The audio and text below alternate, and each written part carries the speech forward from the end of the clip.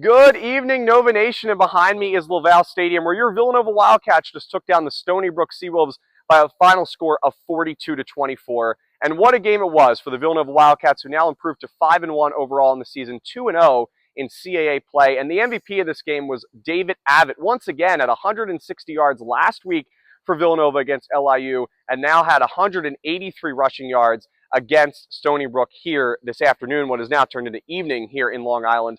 And David Abbott's 183 rushing yards is now the most by a Villanova freshman in terms of rushing yards in program history. So what a game from David Abbott. And Isaiah Ragland, he did not play in this game. He was out today with an ankle injury, so Abbott really stepped up in his absence. And of course, Abbott is reigning CAA Rookie of the Week, so I'm excited to see what kind of award he might get this upcoming Monday when the awards are announced. Continuing that for Villanova, they had 5 total rushing touchdowns in this game. David Abbott had 4 of them. The other rushing touchdown came from Jabril Mace for a nice 21-yard run to get into the end zone for Villanova. And the Wildcats also had a passing touchdown as Connor Watkins connected with the former lacrosse star Lucas Kopecki for Kopecki's first touchdown reception and Watkins' first touchdown pass of the day. So Villanova now, when all is said and done after this win in Stony Brook, they have 20 total touchdowns this season, so a lot of exciting stuff from Villanova. They scored 42 points. The offense found a really nice rhythm and really played their best game of the year. And defensively for Villanova, they also did a really nice job in this game, right? Roland Dempster, the running back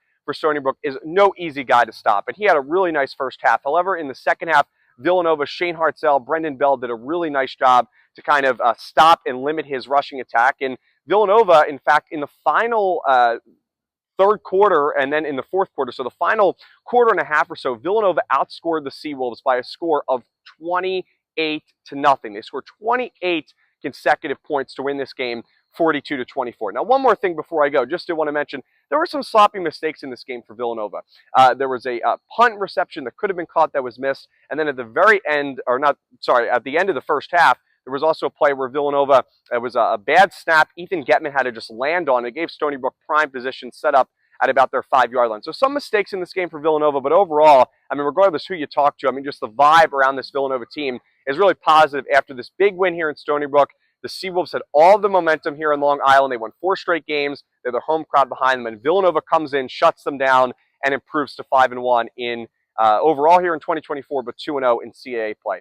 Next up for Villanova is a bye week. They'll then head to Maine the following week to take on the Black Bears. So a lot of football action coming up with Villanova. I'm sure they will use this bye week to rest. And in addition to that, they also had a lot of injuries in this game.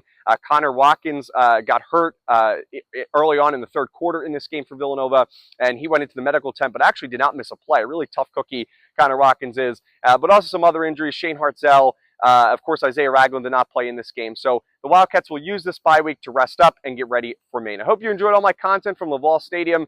And as always, go Cats!